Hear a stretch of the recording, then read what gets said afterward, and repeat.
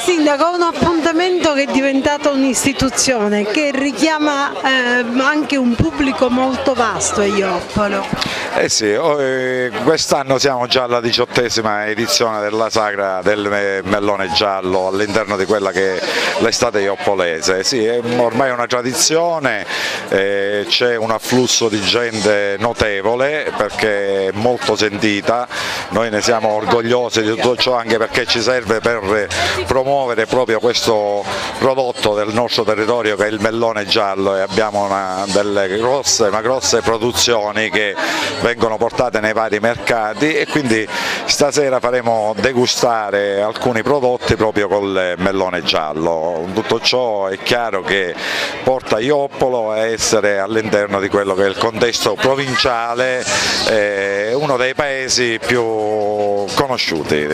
di questo me ne vanto. È un'estate che dura ancora con tanti altri appuntamenti.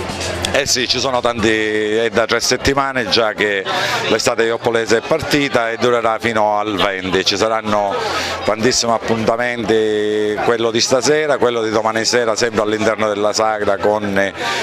cabaret, il 10, questo ci tengo anche a precisarlo, ci sarà il sipario d'oro,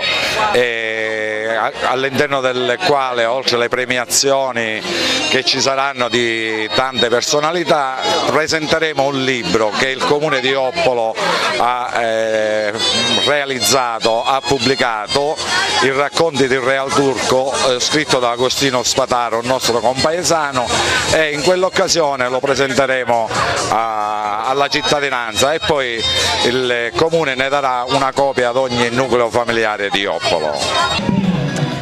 Assessore, un nuovo successo per Ioppolo con questa sagra del Mellone Giallo oggi, con le notti del gufo e l'estate ioppolese. Sì, un grande successo, questa è la 5ª edizione delle Notti del Gufo,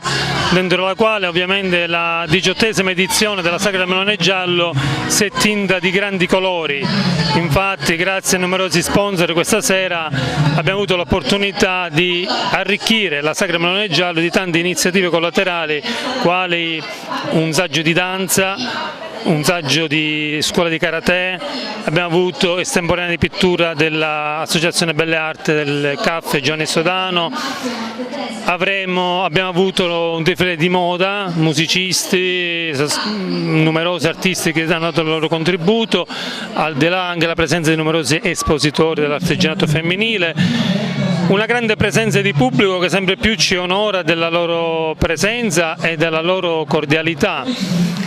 Quest'anno si arricchisce la sagra anche di uno stand in più che viene offerto dal Comune, che è una mega torta allestita con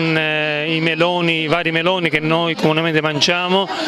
intagliati da bravi cuochi che hanno inciso anche peraltro un gufo,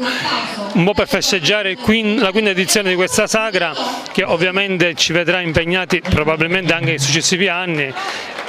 e questo buon sperando che l'amministrazione attuale ritorni a essere in auge.